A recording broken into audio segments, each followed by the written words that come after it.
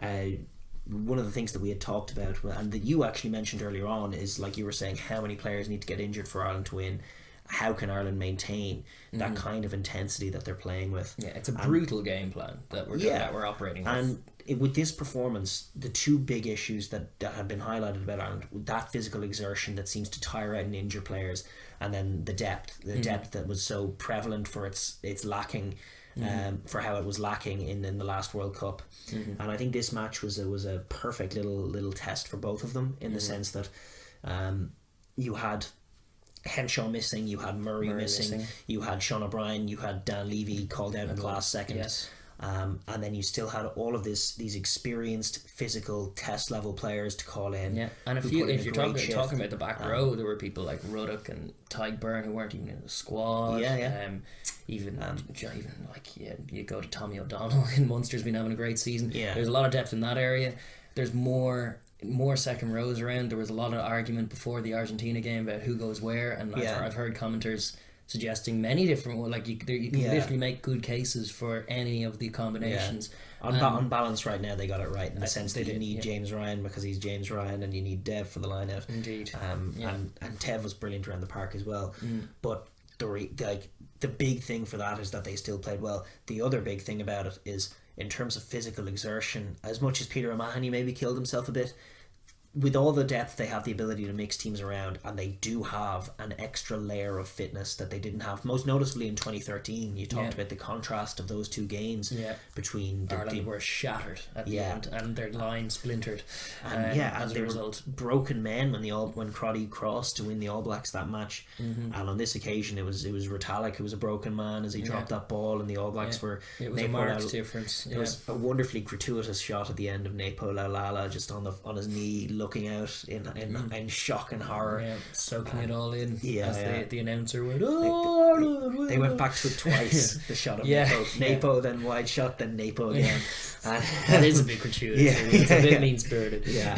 But it was illustrative of that extra change. One of the other things, like, the All Blacks did get tries against us in that game, and there was, like, as much as the Peter O'Mahony snatch from Ben Smith, it is a great shot, and it's great that they go back to the moment that for me looked so typical of the All Blacks was when they did get that quick ruck ball and Barrett splintered the line, and it was just a typical Barrett try that was about to happen before our eyes. But it was a typical Josh van der Fleer tackle that happened to stop him. With how many minutes going? How many minutes left?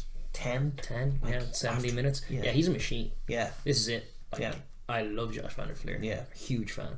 I was actually calling for him to be picked instead of Dan Levy anyway. You were. I knew he wouldn't disappoint. He's a machine, and he does all the same. In terms of a stat operator, he kind of delivers in a similar way, like similar numbers to Levy, but he does it in such a different way. And this is where, like, I've boiled it down to between those two as, like, Josh is the machine, Levy is the monster. And this is where I think Levy may be in for more injuries than Josh, purely because of the way he flings his body around.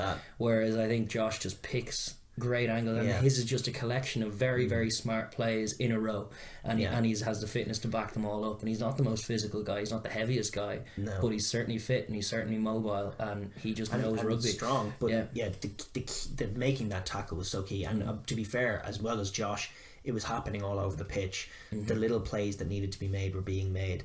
And even in the last phase, they did make that 50-metre gain. There were those 2013 comparisons. They were moving the ball a bit more, which was good to see from them. But Ireland, after initially losing shape a little bit, they got their shape back around on the 22, and then from there, All Blacks had nothing. The All Blacks had absolutely nothing, and they were pedestrian and left to right. And Ireland were just, the defensive line was still as aggressive as it had been earlier in the game, and they just couldn't break them down. And from Ireland's perspective going forward, I think that's massive. I mean, that's the biggest shift that Joe has made perhaps in the team, is just that ability to maintain that. That, because it's less about the passion and the moment and everything else. That's the other point I was going to make, is they seem to be removing themselves from an emotional high team. Now, doubtless that was an emotional performance that involved a lot of investment and exertion on that front, but it's not just that. No, at all. Everything that's it's Joe Schmidt's plan is bubbling in your head. You know, if you're not back in shape on time, that Joe's gonna give out to you, drop you, I don't know what, humiliate you in Monday morning. All of these things that are weighing on people's heads, but it's Joe. They're playing like Joe's machine, and they're also getting those results. So this is it. It's not. I think it's even moved past all that Monday morning. We're going to get I don't think it has. No, well, like in terms of it's not the scare tactic fully, but they're talking about a team that has confidence in their coach. They know that Schmidt wants them back in line doing this and rising thing. They also know that history has shown them that if they do what Joe wants them to do, they win the game. That's true too. So it's like, if I'm not doing what Joe wants me to do, we're going to lose the game. Yes. And conversely. Yes. So it just kind of forces your hand. All of those accumulating, and they're just maintaining it. And as far as like that being the main concern ahead of the World Cup, you saw the last World Cup, everything was building heavily, the games were getting tougher and tougher and tougher, and Ireland broke down in the French game pretty early on. But you've seen it in Grand Slams as well, like I mean, attempted Grand Slam runs from Ireland, how like at some point the physical energy they have to exert takes its toll, and the boys start falling over and it all becomes disjointed. I think they're going to be a lot there. I think in fact they're supremely confident that isn't going to happen this time. Just the way it's shaped out for them. They have Scotland to start with and then Japan, so it's like one big physical shift, like one big proper test match against Scotland that they'll back themselves to get right, then a simmer down period of some other games where they can have other combinations and other guys to come in, then the big quarter final, and then they're going to back their depth, whoever gets injured in that quarter final, to assemble a team that is going to be able to play in the exact same way with the exact same energy in the semi-final, and then if they do that, they're going to be in a final. So whatever gets them in the World Cup, if they don't win it, I don't think it's going to be that massive issue of depth and physical exertion, which is what he's been citing since the previous World Cup as the main problem, and boy has he taken some strides towards fixing it. So it's great to see the progress in it. Like Ireland are just a team on the up, and have been for probably close to a decade, if not more, when you think about like the RFU's handling of professionalism, and then the golden generation of Brian O'Driscoll in that era, a team that were capable of mixing it up on their day with the best in terms of talent. They could open the best teams in the world up. They knew this about themselves, and were always kind of scratching their head when it went wrong eventually in World Cup time. Now we're looking at like the next generation that has been inspired by them, and there's like many kids playing rugby in the country. The scene is as healthy as it's ever been, and as such the depth is just naturally, very organically kind of being fixed by just having the academies produce enough players and solving some problems.